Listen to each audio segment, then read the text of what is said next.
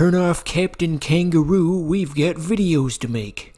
Videos of the YouTube variety. Dental plan. Remember that? Jeez, Rick, it starts you right in the middle of the frickin' thing. It doesn't restart the game. Okay, now we're starting this for real.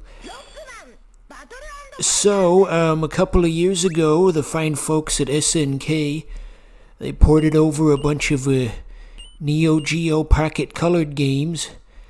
Emphasis on ported over, they didn't even translate the damn text.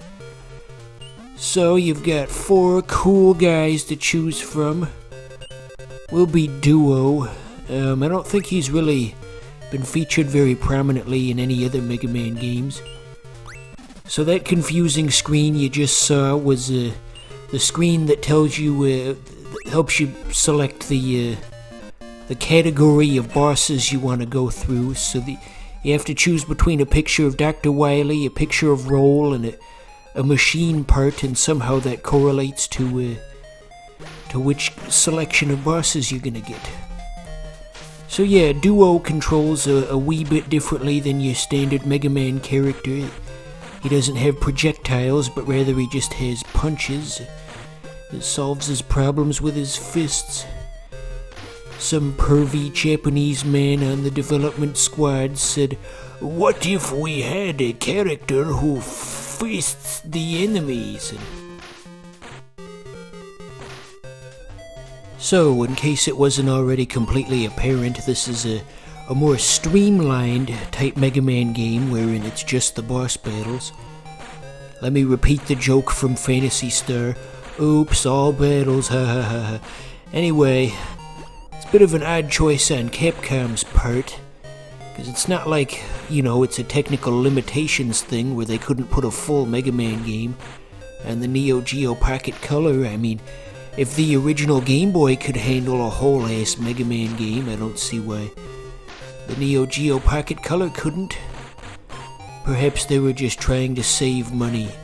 Ho ho! What if we sell half a video game to the Gaijin? They will buy it anyway. Ho ho ho ho ho ho! Anyway, I don't know a whole lot about the Neo Geo Pocket Color. Oh, there he goes. What was I saying? Anyway, it wasn't an especially popular system, and there's not a whole lot of documentation about what it could and couldn't do, but it's my understanding that it was approximately as powerful as the Game Boy Color. I know that much. Anyway, as you can see here, just like in the regular Mega Man games, you gain new powers for every guy you take down. We got the V for victory sign, signifying the enemies that we've defeated. Did you know that symbol is considered offensive in the UK? And speaking of the UK, did you guys hear that Queen Elizabeth II tragically passed away? We gotta pay our respects.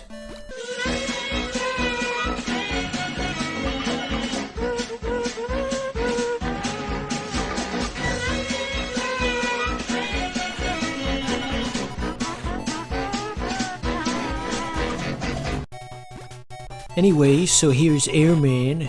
I don't know if we have the right power-up, to tell you the truth. I don't think we're gonna take him out in one hit like we did in Super Boss Collection. The ordering of these bosses is just kinda random when you think about it. I mean, before this we had Pharaoh Man, who was from Mega Man 4, and now we've got Airman from Mega Man 2. When they had those 3 categories of bosses that we could pick from earlier, you would think they'd be grouped by game. But here we are. So Airman's main strategy is to use his special blowing powers to reduce your running speed so that you can't reach him. Hey Lois, look at me, I can't get to Airman. Yeah. There's no way to get rid of those Neo Geo Pocket Color borders on the side, by the way. At least not within the game. I mean, I could make my own borders if you want.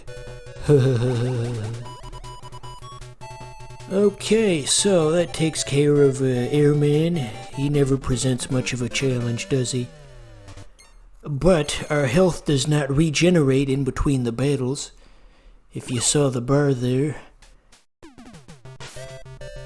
So, whoever we choose to challenge next, we're gonna have to do so on just a sliver of health. But there's unlimited continues though, so it doesn't matter.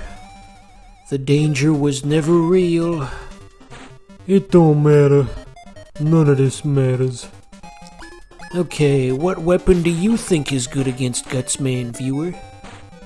I'm guessing it's probably one that I don't have. In retrospect, I suppose I could have looked up the boss order, but where's the fun in that? We want something real, something raw and legitimate.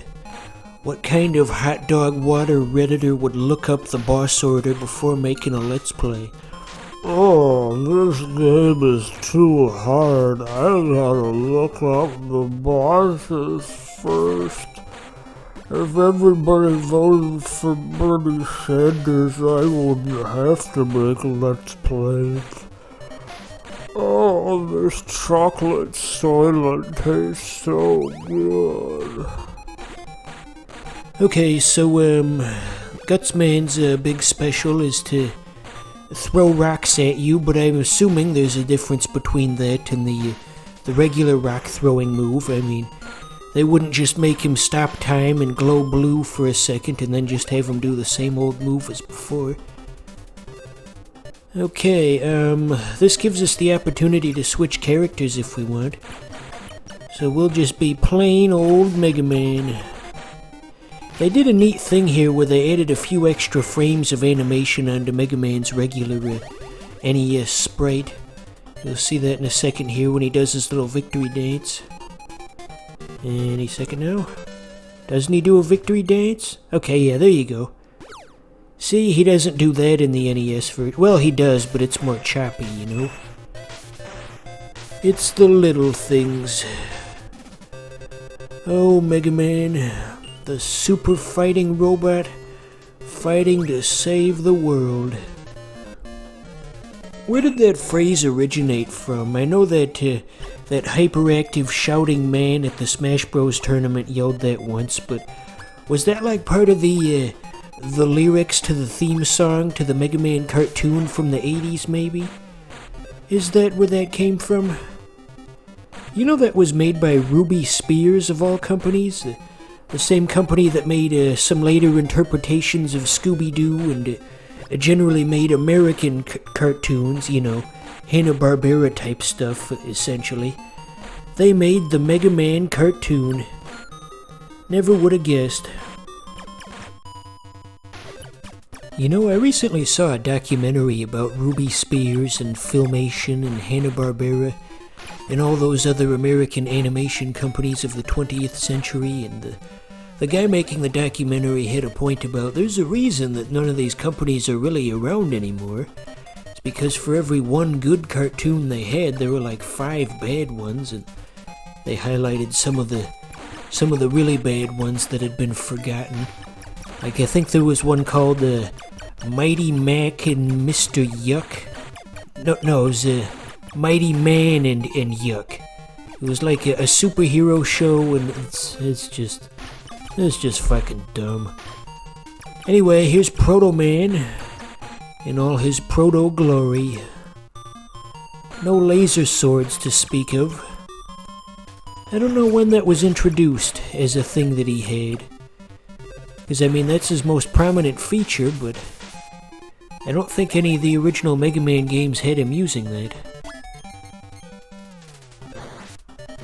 And if you saw me dashing around, you might have noticed that Proto Man has a riot shield, in case we have to fight a bunch of, well, you can probably finish that joke yourself. Anywho, I'm just a bit surprised that they would release a game in this state on the eShop where it's just completely untranslated like this. You know Nintendo and their exacting standards. You'd think at a minimum they'd make sure that the game was in a language that people would understand. Okay, just 2 more guys to go.